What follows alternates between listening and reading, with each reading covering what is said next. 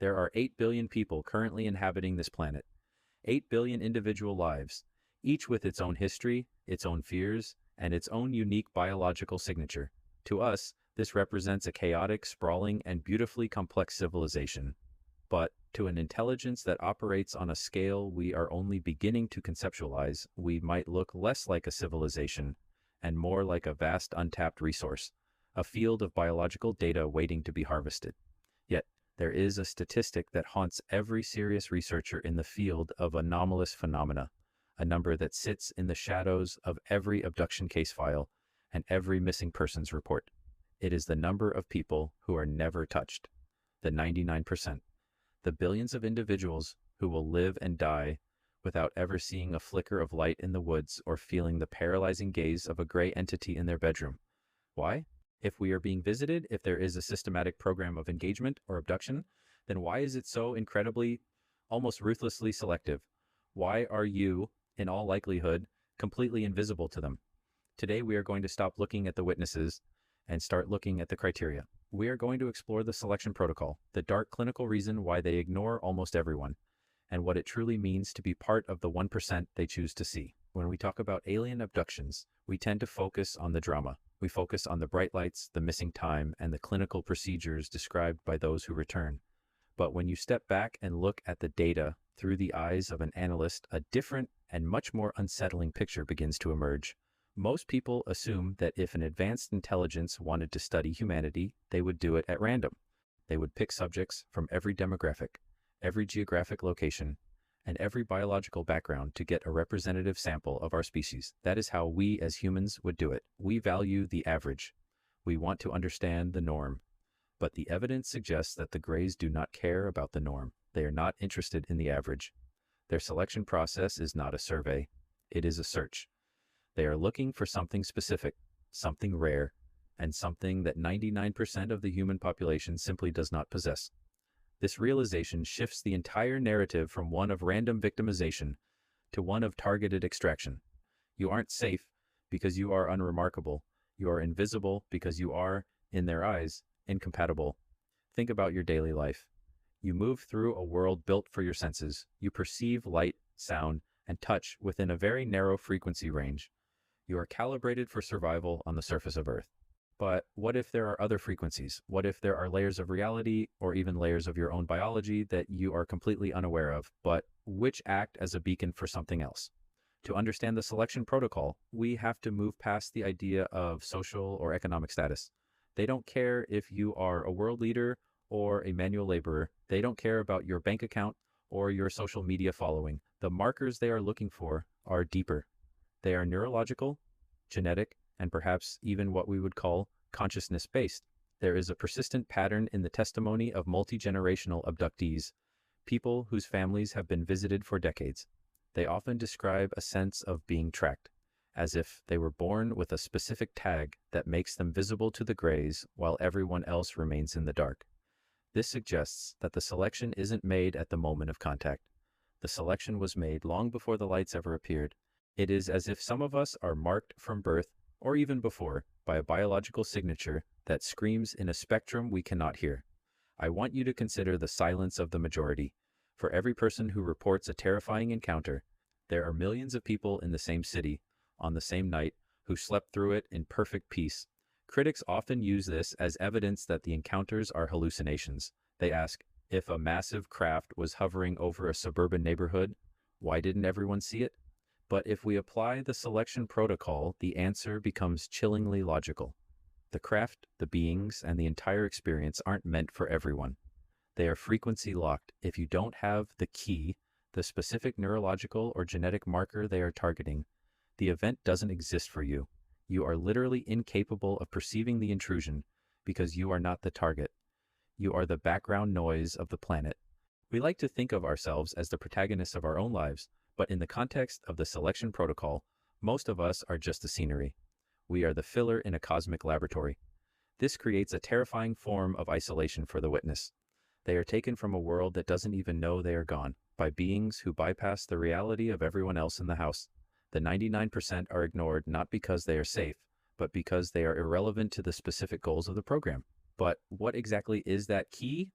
What makes one person a prize specimen and another a total nonentity? If we look at the work of researchers like Dr. David Jacobs or the late Bud Hopkins, we find a disturbing clue in the concept of neurological resonance. There is evidence to suggest that certain individuals possess a brain structure that is more porous or receptive to the telepathic or consciousness-altering technologies used by the Greys. In clinical terms, we might call it a high degree of dissociative ability or an unusual configuration of the temporal lobes. To the Greys, this might be the equivalent of a high-resolution interface. They choose the 1% because those individuals have the hardware that allows for a stable connection. The rest of us, our brains might be too noisy, too rigid, or simply built on a different internal frequency. If they tried to interact with the 99%, the connection might fail, or the subject might suffer catastrophic psychological or physical breakdown. So, they ignore us. They pass over the billions of unstable interfaces in favor of the few who can withstand the protocol. This selection process implies a level of knowledge about human biology that is far beyond our current science. It means they know more about your DNA and your brain than your own doctors do. They aren't guessing. They aren't hunting. They are harvesting according to a predefined list. Imagine a vast warehouse filled with millions of identical-looking boxes. To a casual observer, they all look the same. But to the manager of that warehouse, only 5 of those boxes contain the specific components needed for a high-level project. The manager doesn't waste time opening the others. He moves directly to the ones that matter. In this scenario, we are the boxes. And for the vast majority of us, our contents simply don't fit the requirements of the experiment. This realization brings a strange cold comfort. You might never have to fear a gray figure at the foot of your bed, but that safety is bought with the price of your own insignificance in the grander scheme of their operations. Yet, there is a darker side to being ignored. If the selection protocol is real, it means we are being managed. It means our species is being sorted and categorized without our consent and outside our awareness. We are like a wild herd of animals being monitored by a distant silent observer who only steps in to cull or tag specific individuals. The 99% are allowed to continue their lives, to build their civilizations, and to fight their wars, precisely because their activities don't interfere with the harvest. We are the control group in an experiment that has been running for thousands of years. But what happens when the criteria change? What happens if the program moves into a new phase where the 99% are no longer irrelevant? History is full of accounts of mass disappearances and plagues that don't always fit the biological models we have. Could it be that the selection protocol occasionally shifts its parameters? We have to ask, what is the end goal of such a precise, narrow selection? If they only want the 1%, what are they doing with that specific genetic and neurological material? The witnesses tell us about hybrid programs, about the blending of 2 species, and about a future that belongs to neither them nor us. If that is true, then the selection isn't just about study. It's about the future of the planet itself. They are picking the seed for a new world, and they have decided that 99% of us are not fit for the harvest. This isn't just an abduction. It is a silent, ongoing judgment of the entire human race. As we sit in our homes, feeling secure in our numbers and our technology, we are surrounded by a silence that we mistake for peace. But for those who have looked at the patterns, that silence is full of intent. It is the silence of a predator that has already chosen its mark and sees no reason to alert the rest of the herd. The selection protocol is the ultimate filter of human reality. It determines who is a participant in the true history of the cosmos and who is merely a spectator left to play in the sandbox of a world that is much smaller than we think. But here is the question that should keep you awake tonight. If the Greys are so selective, if they are only looking for a specific biological and consciousness-based key, what happens if you suddenly develop that marker? What if a shift in your own perception, a change in your health, or even a random mutation in your DNA suddenly moves you from the 99% to the 1%? What if tonight you become visible? The protocol doesn't care about your plans for tomorrow. It doesn't care about your fear. It only cares about the data you contain. And as we will see in the next part of this investigation, the process of being found by the selection protocol is far more systematic and far more irreversible than anyone has ever told you. How do they find the needle in a haystack of 8 billion people? And once they find you, why is it that even the laws of physics seem to step aside to let them through? The answer lies in a mechanism that turns our own world against us. To understand how they find you in a crowd of 8 billion, you have to stop thinking of yourself as a person and start thinking of yourself as a frequency. We like to imagine that the world is made of solid objects, of people with names and faces and social security numbers, but that is the human scale of perception. To the Greys, the physical world is secondary. What they see when they look at our planet is a vast vibrating field of biological and consciousness-based emissions. Imagine you are standing in the middle of a massive crowded stadium during the championship game. Tens of thousands of people are screaming at the top of their lungs. To you, it is just a wall of noise, chaotic, overwhelming, and impossible to decode. But now imagine you have a highly sophisticated radio receiver that can filter out every single sound except for one specific high-pitched whistle. Suddenly, the roar of the crowd vanishes. The stadium becomes silent, except for that one clear, piercing note. You can pinpoint exactly where it is coming from. You can track its movement. You can ignore the thousands of noisy individuals around it, because to your receiver, they simply do not exist. This is the core mechanic of the selection protocol. Most of humanity is the white noise of the stadium. The 1% are the whistle. Our brains are fundamentally unsuited to understand this, because we are the products of a very different kind of evolution. Your brain was designed to spot a leopard in the high grass, or to tell if a berry is poisonous. It is a survival machine optimized for the three-dimensional material world. Because of this, we have a perceptual filter that discards anything that doesn't fit into our immediate survival needs. We see the table, the chair, and the person standing in front of us. We don't see the dark energy, the quantum fluctuations, or the consciousness fields that permeate everything. The Greys operate in the spaces our brains were designed to ignore. They don't have to hide in the way a human burglar hides behind a bush. They simply operate on a bandwidth that our biological hardware isn't tuned to receive. This is why your neighbor can sleep soundly, while a craft the size of a city block hovers 50 feet above their roof. It isn't that they are heavy sleepers. It is that their brain literally cannot process the data. The event is off frequency for them. But for the 1%, for the targets of the protocol, the brain has a specific resonance.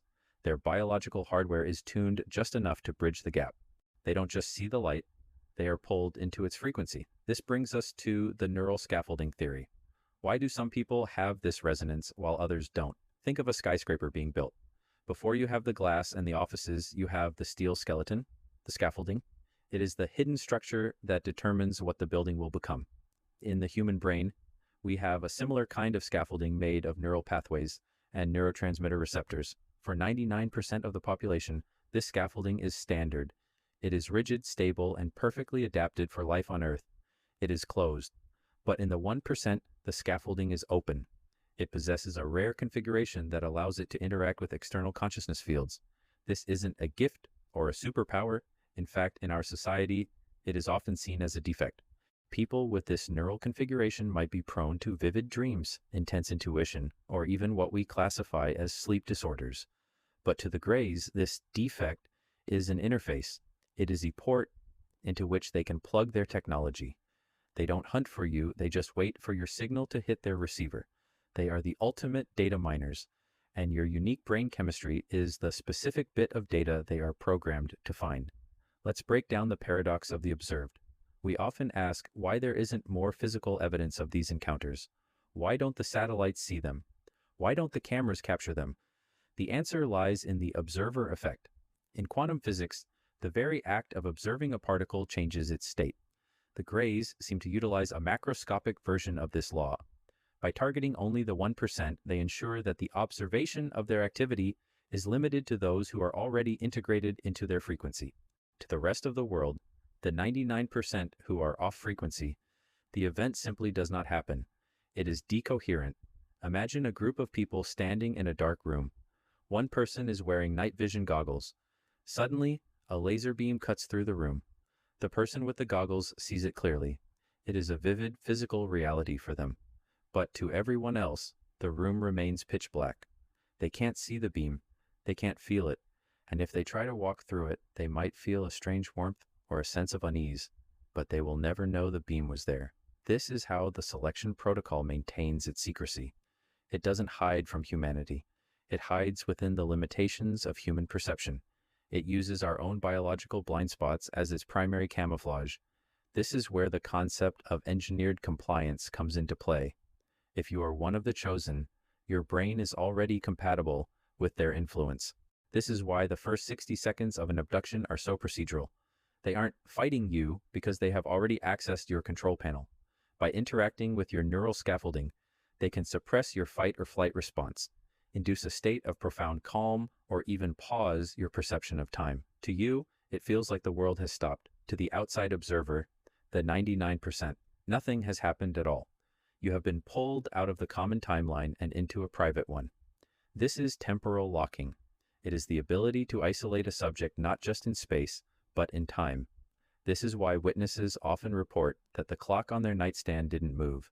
Even though they feel they were gone for hours, they were operating in a pocket of reality that the rest of the world's frequency cannot touch. But why the obsession with specific bloodlines? Why does the selection protocol follow families? Think of it like an operating system. If you are running an experiment on a specific type of software, you don't want to keep switching to different systems every time. You want to see how that software evolves over versions. You want to see how the updates take. The Greys aren't just interested in you. They are interested in the lineage of the interface. They have been upgrading certain human bloodlines for generations, tweaking the neural scaffolding, refining the genetic markers, and preparing the hardware for something we cannot yet see. The 99% are like the older legacy versions of the software. They are stable, they work for their intended purpose, but they are no longer part of the development cycle. They are left to run in the background. But the 1%, they are the beta testers for a new kind of human existence. They are the ones being prepared for a merger that has been in the works since before recorded history. This creates a terrifying reality where your own DNA is not yours. It is a proprietary code owned and managed by an intelligence that sees you as a biological asset. Most people spend their lives worrying about their privacy, their data, and their digital footprints. We worry about corporations tracking our clicks and our purchases, but the selection protocol suggests a level of tracking that makes Silicon Valley look like a child's game. They aren't tracking what you do. They are tracking what you are, and they are doing it with a precision that allows them to ignore billions of people while never losing sight of the marks that matter to them. The needle is never lost in the haystack because the needle is the only thing that reflects their light. But there is a catch.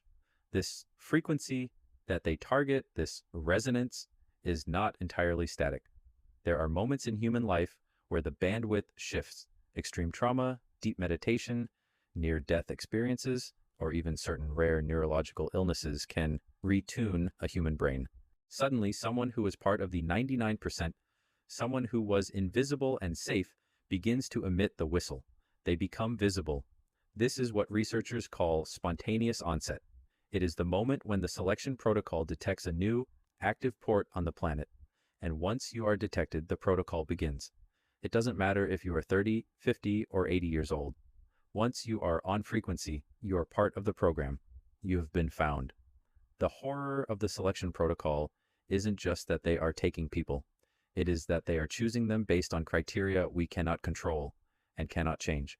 We are like children sitting in a classroom, and every once in a while, the teacher walks in and taps one student on the shoulder and leads them out of the room. The rest of the students keep working, unaware that their classmate is gone, and unaware that they themselves were judged and found unsuitable for whatever is happening in the hallway. We are the left behinds. The 99% are the ones who were not picked for the team. And while we might feel relieved that we aren't being subjected to the clinical procedures and the missing time, we have to ask ourselves, what does the teacher know about the future that we don't? What is the 1% being prepared for that the 99% will not survive? The mechanical reality of the selection protocol suggests that humanity is being split, not by politics, not by religion, and not by wealth, but by vibration. We are being divided into those who can see and those who are blind. And as the program accelerates, the gap between these two groups is widening. The 99% are becoming more and more transparent to the visitors, while the 1% are becoming more and more integrated. We are witnessing the slow motion sorting of the human species. And the most disturbing part of all is that the sorting is almost complete. In the next block, we will look at the end state of the selection protocol. We will look at what happens when the collection phase ends and the utilization phase begins. Because if they have spent thousands of years tagging and testing the 1%, they aren't doing it for fun. They are doing it for a purpose, a purpose that involves the 99% in a way that is far more final than any of us are prepared to accept. We are the scenery, yes. Now, what happens to the scenery when the play is over? If the first phase of the selection protocol is about finding, and the second is about tuning, then we have now arrived at the most critical and perhaps the most terrifying stage of the program, the utilization phase. This is the end state, the point where the researchers stop looking at the specimens and start using them. We have spent decades debating the why of alien abductions, searching for a human motive behind a non-human process. We want it to be about curiosity or perhaps a desperate attempt to save a dying race. But when you look at the cold, procedural efficiency of the 1% selection, a different purpose begins to crystallize. The 1% are not just being studied, they are being staged. They are a biological bridge being constructed in real time, atom by atom, generation by generation. And the 99%, the billions of us who are ignored, are not the beneficiaries of this project. We are the discarded prototypes. We are the version of humanity that is being allowed to age out of existence. To understand the utilization phase, we have to look at the concept of biological staging. In our own aerospace industry, before we launch a new craft, we build a staging environment, a perfect replica where every system is tested, every interface is refined, and every potential failure is accounted for. The 1% are the staging environment for the next phase of planetary life. They are being prepared to exist in a reality that the 99% cannot even perceive. This is why the procedures described by abductees are so repetitive and so clinical. They are installing the necessary neurological and genetic software to allow a human body to function within the Gray's ecosystem. This isn't alien in the sense of being from another planet. It is alien in the sense of being from a higher level of complexity. They are upgrading the 1% so they can plug into a universe that operates on the level of pure consciousness and frequency. The rest of humanity, the 99%, is being left behind with the legacy hardware. We are the old operating system that is no longer receiving updates. Think about the implications of evolutionary divergence. We like to believe that evolution is a slow, uniform process that affects the entire species at once. But the selection protocol suggests that evolution can be forced and targeted. While the 99% are following the slow, natural path of Darwinian survival, the 1% have been pulled into a high-speed lane. They are being diverged from the rest of us. We are currently witnessing the birth of two distinct human species living in the same cities, walking the same streets, and perhaps even living in the same houses. One species is bound to the earth, to the material world, and to the 99% frequency. The other species is being acculturated into a cosmic society. They are being taught to interact with hybrid children, to operate non-physical technologies, and to perceive reality through the interface we discussed earlier. The 99% aren't being ignored out of mercy. They are being ignored because they are no longer part of the active line of human development. We are a withered branch on the tree of life, and the Greys have already moved on to the new growth. This brings us to a concept I call biological obsolescence. In the corporate world, when a new product is ready for launch, the old version is deprecated. It isn't destroyed immediately. It is simply no longer supported. The company stops making parts for it. They stop fixing the bugs. They just let it run until it eventually breaks down and is replaced by the new model. The selection protocol suggests that 99% of humanity has been deprecated. We are being allowed to maintain our illusions of control, our political systems, and our societal structures because in the grand timeline of the utilization phase, we are already a closed file. The Greys aren't interested in our wars or our environmental crises because they are only focused on the seed they have harvested from us. The 1% are the seed. The 99% are the chaff, the protective casing that was necessary for the seed to grow, but which is now ready to be discarded. This is why the silence of the majority is so profound. The visitors don't talk to our leaders because our leaders represent the deprecated version of the species. They talk to the 1% because the 1% are the future. But what is the utilization actually for? Why go through all this effort to create a bridge generation? To answer this, we have to look at the operational utility theory. There is evidence in the testimony of long-term abductees that they are being trained for specific roles. They are shown how to guide or manage other humans. They are given instructions on how to behave during transition events. This suggests that the utilization phase involves a moment of integration, a point where the 1% will be used as the interface between the grays and the remaining 99%. Imagine a shepherd using a sheepdog to manage a flock. The dog is not a sheep, and it is not a human, but it can communicate with both. The 1% are being turned into the sheepdogs of the planet. They are being prepared to facilitate the handover of the Earth from the old human species to the new integrated one. The 99% are not being invited to this new reality. They are being managed toward their own quiet conclusion. This creates a predatory symbiosis. We often think of predators as things that kill and eat, but the most successful predators are the ones that manage their prey. They ensure the herd stays healthy, just long enough to extract what they need. The Greys have been managing humanity for thousands of years, harvesting the 1% to build their hybrid bridge. And as we reach the end state, the frequency of contact is increasing. The scaffolding is becoming more visible. Why? Because they no longer care if we see them. The 99% are so close to expiration in the cosmic timeline that our awareness of the program is irrelevant. It's like a construction crew that stops hiding behind a fence when the building is almost finished. They don't care if the passersby watch them. The passersby aren't the owners of the building. We are the passersby. We are staring at a structure we will never be allowed to enter. Consider the data mining of the soul. If the Greys are using the 1% as an interface, they are extracting more than just DNA. They are extracting experience. They are mining the specific emotional and cognitive vibrations that only a human consciousness can produce. This is the utilization of our essence. They are taking the whistle in the stadium, the 1%, and they are using it to tune their own non-physical existence. We are the raw material for a form of life that we cannot comprehend, and the 99% are the waste produced by that extraction. This is the dark heart of the selection protocol. It isn't a rescue mission. It isn't a diplomatic first contact. It is a massive planetary scale extraction project. And the most disturbing part is that the extraction is nearly complete. The useful part of humanity has already been mapped and pre-sold. When you look at the missing persons cases that have no explanation, the soft missing people who seem to just fade out of reality, you are seeing the utilization phase in action. These are the individuals who have been integrated to the point where they no longer resonate with the 99% frequency. They are pulled into the new reality permanently because their training is complete. They have moved from being subjects to being assets. And as they disappear, they leave behind a world that is becoming increasingly hollow. The 99% feel this hollowness as a sense of cosmic dread, an underlying anxiety that the world we know is somehow fake or temporary. And we feel this because, on a subconscious level, we know we are living in the deprecated version of reality. We are the extras in a movie that has already finished its principal photography.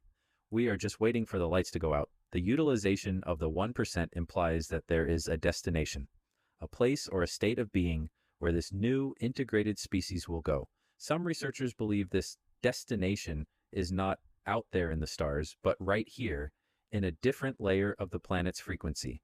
They are building a new Earth on top of the old one, and the selection protocol is the boarding pass. If you are part of the 99%, you are grounded. You are tethered to the material, to the dying version of the species, and to the slow decline of the control group. You are safe from the abductions, safe from the procedures, and safe from the whistle. No, you are also locked out of the future. You are a biological relic.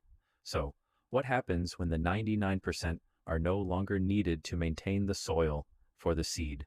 What happens when the utilization phase reaches its peak? The answer lies in the final sorting, the moment when the frequency lock between the two species becomes permanent. The 99% will be left with a planet that they no longer recognize, a world that seems to be thinning out. We will look for the 1% and find only silence. We will look for the visitors and see only the afterimage of a program that has already moved on. The selection protocol is not just about who they take. It is about what they leave behind, and what they are leaving behind is a species that has been judgmentally ignored into obsolescence. In the final block, we will look at the only thing that matters for those of us left in the 99%. Can the frequency be changed? Can a deprecated human hack the selection protocol? Or are we truly just the scenery watching the actors leave the stage? The answer isn't in the stars. It's in the glitch. the moments where the 99% frequency breaks down and we catch a glimpse of the utilization happening right in front of our eyes, because the scenery isn't as passive as they think it is. And sometimes the deprecated hardware can do things the upgraded version never anticipated. The protocol is clinical, it is precise, and it is ruthless, but it is still a protocol, and every protocol has a backdoor. We have spent this entire journey exploring the mechanics of a system that treats you as irrelevant. We have looked at the selection protocol as an inescapable clinical machine that sorts the harvest from the husk. By every metric we've discussed, genetic markers, neural scaffolding, and frequency resonance, the 99% are the losers of the cosmic lottery. We are the ones left behind in a darkening room, watching the chosen disappear into a future we aren't allowed to understand. But this is the point where we have to stop accepting their narrative. This is where we look for the backdoor. Because in every complex system, from the simplest computer program to the most advanced biological staging project, there's always a glitch. And the greatest glitch in the selection protocol is the existence of the unauthorized observer. That is where you and I come in. To understand the backdoor, we have to return to the concept of frequency locking. We established that the grays operate on a bandwidth that the 99% are not tuned to receive. This is their primary security measure. If you can't see the predator, you can't resist it. But here is the scientific paradox. No frequency is perfectly isolated. In physics, there is always leakage. There is always a harmonic resonance that bleeds through into the neighboring bands. This is what I call cognitive leakage. Every time they interact with the 1%, every time they stage a subject or utilize a biological interface, they leave a trace in the surrounding environment. They leave a shadow in the frequency of the 99%. And while our biological hardware might be deprecated, our human intellect is not. We have developed a way to hack the protocol not through our DNA, but through our awareness. Think about the Watcher paradox. In a laboratory, the scientist is the one in control. They manage the specimens, they set the parameters, and they observe the results. But if the specimen suddenly stops behaving like a specimen and starts observing the scientist, the entire power dynamic shifts. The 99% have a unique advantage. We are the scenery that has started to pay attention. Because the grays have judged us as irrelevant, they have become sloppy in their camouflage around us. They don't think they need to hide their footprints from the waste material. This is their fatal error. By ignoring us, they have given us the ultimate vantage point. We are the unmanaged margin. We are the eyes in the room that they aren't looking at. And once you know what to look for, once you understand the pattern of the whistle and the silence, the protocol begins to fail. You start to see the seams in the reality they are projecting. This brings us to the neural plasticity hack. The grays rely on the fact that our neural scaffolding is rigid and closed. They assume that because you weren't born with the key, you will never be able to access the frequency. But they underestimate the power of the human brain to self-tune. Through the act of intense systematic observation, the kind of pattern seeking we're doing right now, we can actually rewire our own neural pathways. We can create synthetic ports in our consciousness. We don't need a genetic marker if we have the intellectual firmware to decode the signals. This is the ultimate jailbreak of the human species. When we share these accounts, when we analyze the 60-second initiation, and when we map the utilization phase, we are retuning the 99%. We are moving from a state of passive scenery to active watchers. And the moment the scenery starts watching back, the selection protocol becomes vulnerable. There is a profound, almost spiritual beauty in being part of the 99%. We have been judgmentally ignored. Yes, we have been found useless for their specific clinical goals, but uselessness in their eyes is actually the ultimate form of freedom. Because they cannot utilize us, they cannot own us. The 1% are integrated, they are being hybridized and acculturated into a system that strips away their human autonomy. They are being turned into assets, into sheepdogs, into tools for an alien agenda. But the 99%, we are still purely, messily, and independently human. Our thoughts are our own. Our futures, however uncertain, are not pre-sold. We are the wild part of the species that refuses to be domesticated by the protocol. We are the control group that has decided to run its own experiment. Consider the final sorting one last time. If they are building a bridge to a new reality, and if the 99% are being deprecated into obsolescence, then our mission is to preserve the human frequency. We are the archivists of what it means to be a raw, unmanaged biological entity. We are the ones who can still feel the metallic taste and hear the silence and say, I see you. This is lateral perception. It is the ability to look at the world sideways and catch the flicker of the staging environment before it resets. Every time a scenery human notices a glitch, a bird that stops midair, a shadow that moves against the light, a soft missing person whose absence leaves a trace, we are punching a hole in the selection protocol. We are proving that the 99% are not hollow. We are full of a kind of unauthorized awareness that they didn't account for in their calculations. This leads us to a startling conclusion. What if the utilization phase isn't the end of the story? What if the deprecated hardware is actually the backup system for the entire planet? In engineering, you always keep a legacy system running in case the new high-tech upgrade fails. The 1% are a high-risk, high-reward experiment, but the 99% are the deep storage of human potential. We are the primordial soup from which something truly new might emerge, something that neither the Greys nor their hybrids can anticipate.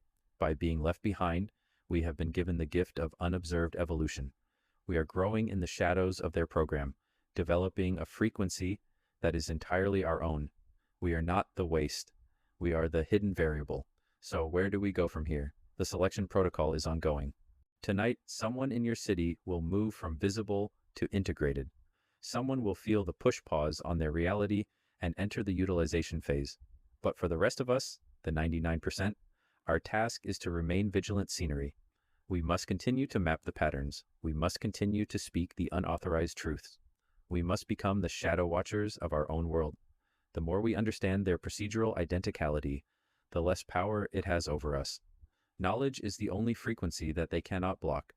It is the only key that we can forge for ourselves. We are living in a managed reality, but the manager is not infallible.